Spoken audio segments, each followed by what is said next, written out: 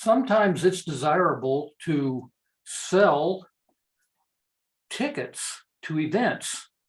And the tickets, there's several ways to do this. There's actually lots of plugins that allow you to sell tickets on your WordPress website.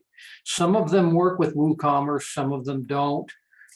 They're standalone products. Or you could simply actually create a WooCommerce product that you call a ticket and sell it. But let's take a look at one of the more popular ways of doing this. The first thing that we're going to do is we're going to go to our installed plugins. And there are two plugins that we want to activate. One is simply called Event Tickets, which works in conjunction with the events calendar. So we're going to go ahead and activate both of those plugins. And when we do, we will see that we have a new tab on the side called Events. Let's start out by going to Settings. And we can see that there are a number of different settings, one of which is tickets. And the post types that we're going to have tickets can be checked. You can ask people to log in. You can display the number of tickets, left threshold, all of these different things. And then there's also payments. The default payment is PayPal. And we'll just go ahead and leave these items the way they are. We'll save those changes. If you want to utilize the events calendar ticketing system in conjunction with WooCommerce, you can do that. All you need to do is go to the Tickets tab, and you can see that you can then utilize WooCommerce as a checkout option. And there's some other things that you can do as well, including taking other payments besides PayPal. So if you want to use Stripe or you want to use your WooCommerce checkout, then you need to upgrade to the advanced plus features. We're not going to worry about that at the moment. We're simply going to go to Events. And we don't have any events yet, so we're going to add a new event. And we are going to call this event a seminar. And we put in a description. Come attend a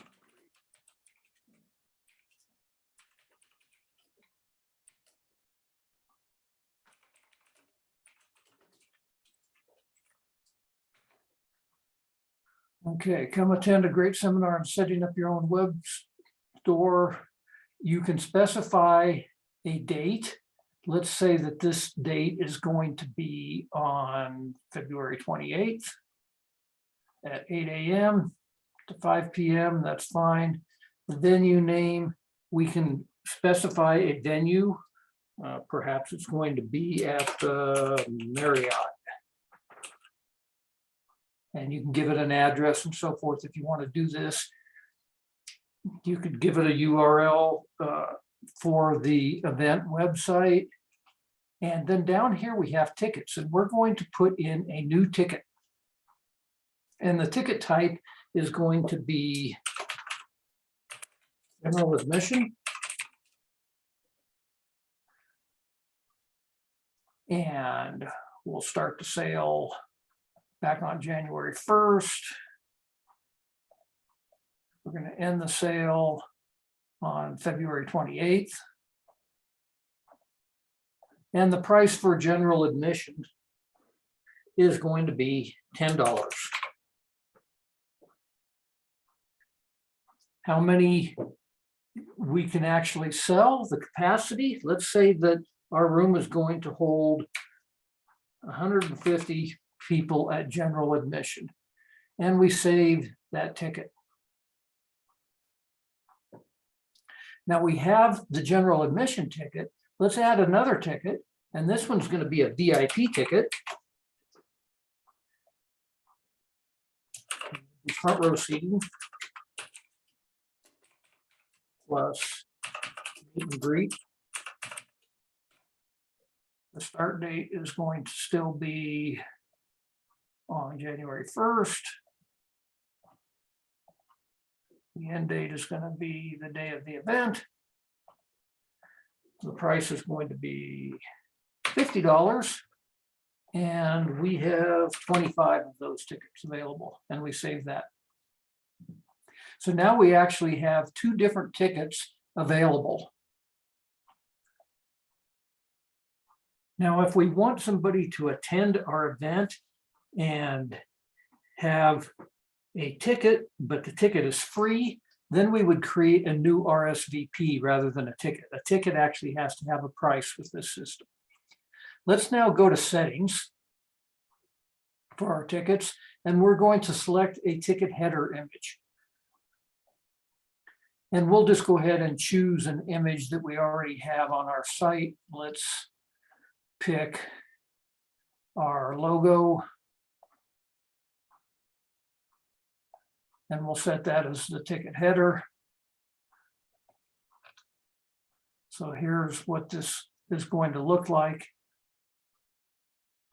We can add in custom fields if we want to.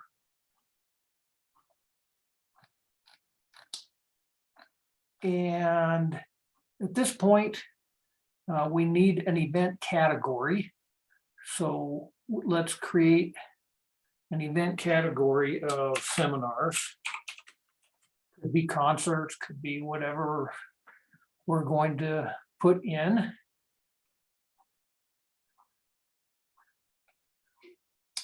And we are going to set a featured image for this as well.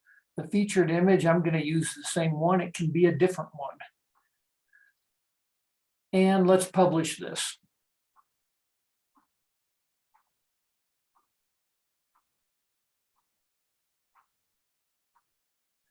Once it's published, we can click on View Event. And you'll notice that it gives this information, and we can choose right here if we want to have, purchase 5 general admission tickets and 2 VIP tickets or none, whatever, $150 total. It gives us the information. We select Get Tickets. This is obviously a customer coming to our website. It says that we need to set up our payment method, which is going to be PayPal only. These items do not affect our WooCommerce shopping cart unless we purchase the Pro plugin. So what we do is we go to the Events Settings Payments tab, and we connect our PayPal connection. I've just done this, and if we come over to Get Tickets now, and we want 5 of those and 2 of these, and we click on Get Tickets, it is now going to allow us to purchase those tickets via PayPal. Let's go back and take a look at the events in general. How are people going to find these events on our website? Well, if we go back to the main settings tab, it is going to come up and say, where's my calendar? And it says right here. So what this does is it creates a page that simply shows our calendar, and it can be in list format, month format, or day format. You probably are going to have it in either list or day format unless you have a whole bunch of items to show. If we do want to show it in month format, then we can go to February, and we can see that February 28th, we have the seminar listed. So let's go back to the list format. And let's just grab this part of the URL. Let's go to appearance and menus.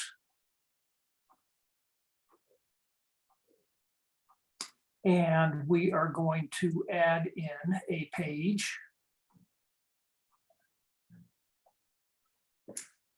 Going to that URL, and we'll just call it events. And we're going to add this to our menu. Now, we may actually want to put our events in as a submenu.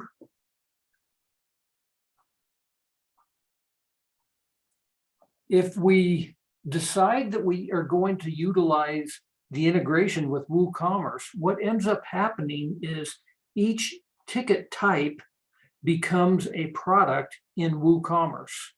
So in our case, we would have a general admission ticket and a VIP ticket, and those would be two individual products inside of WooCommerce, and someone would then check out utilizing WooCommerce rather than the PayPal checkout that is built into the basic plugin. We now have the event on our main menu. So we can go to events at any point, and someone can go in there and purchase the tickets that way. Now, the good thing about this particular plugin is that as we are purchasing the tickets, in this case, if we purchase those 5 general admission tickets and we said that there was 150 available, it would now show 145 tickets remaining.